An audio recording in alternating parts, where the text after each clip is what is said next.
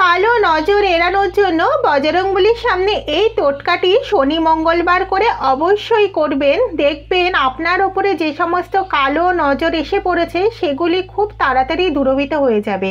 কালো নজর এমনই একটি বাজে জিনিস যার প্রভাবে কিন্তু মানুষের আর্থিক সমস্যা, রোগ, অসুখ, দাম্পত্য কলহ এগুলো কিন্তু লেগেই থাকে, কখনোই কিন্তু ছাড়ে না।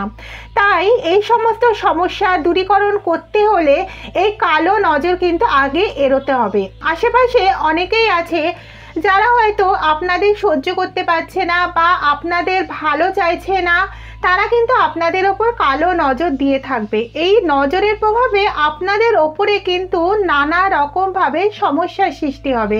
তাই এই সমস্ত সমস্যা এড়ানোর জন্য বজরংবলীর সামনে অবশ্যই এই টোটকাটি করবেন, দেখবেন অনেক উপকৃত হবেন। প্রত্যেক শনি মঙ্গলবার করে বজরংবলীকে পুজো দিয়ে বজরংবলীর পায়ের কাছে 3টে লেবু আর 9টা লঙ্কা একসঙ্গে গেঁথে, অর্থাৎ একটি করে লেবু, তারপরে 3টে করে লঙ্কা, আবার একটি লেবু, তারপরে 3টে লঙ্কা, তারপরে আবার একটি লেবু এবং জবা ফুল, অপরাজিতা ফুল এইগুলো দিয়ে ভালো করে গেঁথে বজরংবলীর পায়ের কাছে রেখে পুজো দেওয়ার পর বজরংবলীর যে টিপটি রয়েছে সেই টিপটি শ্রীরামের স্মরণ করে 3টে লেবুর গায়ে কিন্তু টিপ পরিয়ে রেখে সদর দরজার সামনে ঝুলিয়ে রাখতে হবে।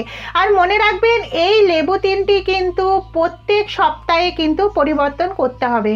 এই লেবু কিন্তু যত নেগেটিভ এনার্জি আছে সব কিন্তু শোষণ করে নিয়ে বাড়িতে কিন্তু পজিটিভ এনার্জি ফিরিয়ে আনবে। অর্থাৎ আপনার যদি আর্থিক সমস্যা থেকে থাকে বা রোগ, অসুখ, দৈনন্দিন নানা রকম সমস্যা থেকে থাকে সেই সমস্ত কিছু কিন্তু দূর হয়ে যাবে।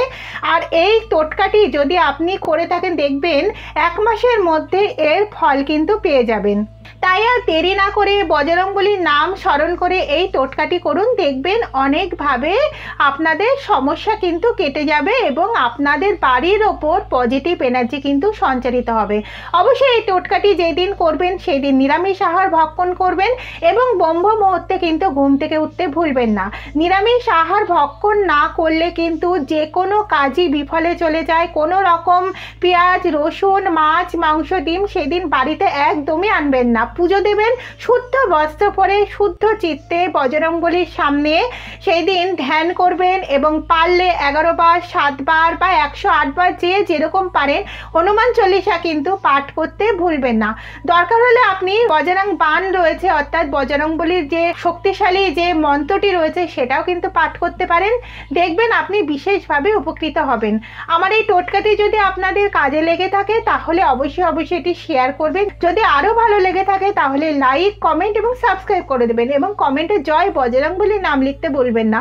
জয় বজরংবলী, জয় শ্রীরাম।